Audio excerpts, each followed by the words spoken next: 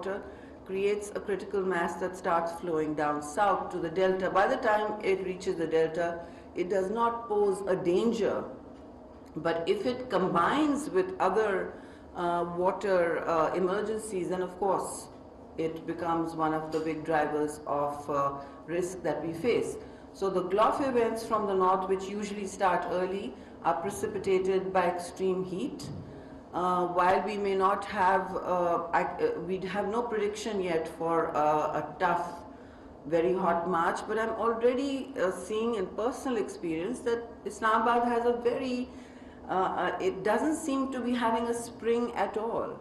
Again, please look at the responses in terms, look at the weather. We have gone straight from heating to air conditioning in many of our offices and rooms. Wherever we are noticing that we have gone from heating, which means cold weather, to a non-spring experience, which we need to take note of. The spring has again gone. Lahore may be having a spring, or maybe they're forcing it because they want to celebrate the spring as a festival, they always do. But I'm already seeing an absence of spring in Islamabad. This is the second year we have had no spring. This should tell us that seasons are collapsing into each other, that rain and water management are going to be, and flood management are going to be key responses, even if we don't experience the same level of disaster that we did last time. We have in an emergency to prepare for it, and our preparedness has to be focused on inclusion. It has to be focused on vulnerable communities first, who are always on the front lines and experience a disproportionate impact of all disasters. This is not something that we have learned from PowerPoints we saw. This is something we've experienced in real time.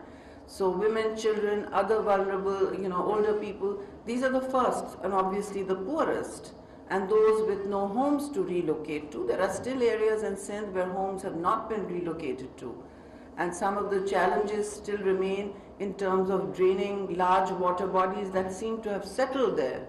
A 1,000-kilometer lake will not drain.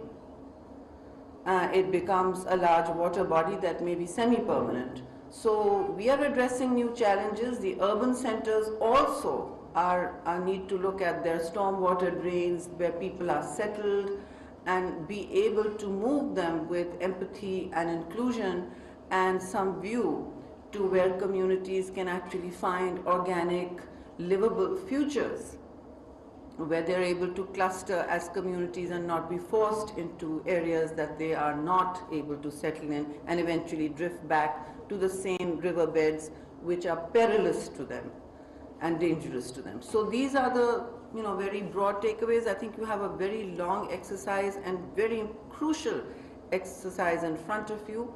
We look forward to your key findings, takeaways, and response proposals for both the national, provincial, and district framework.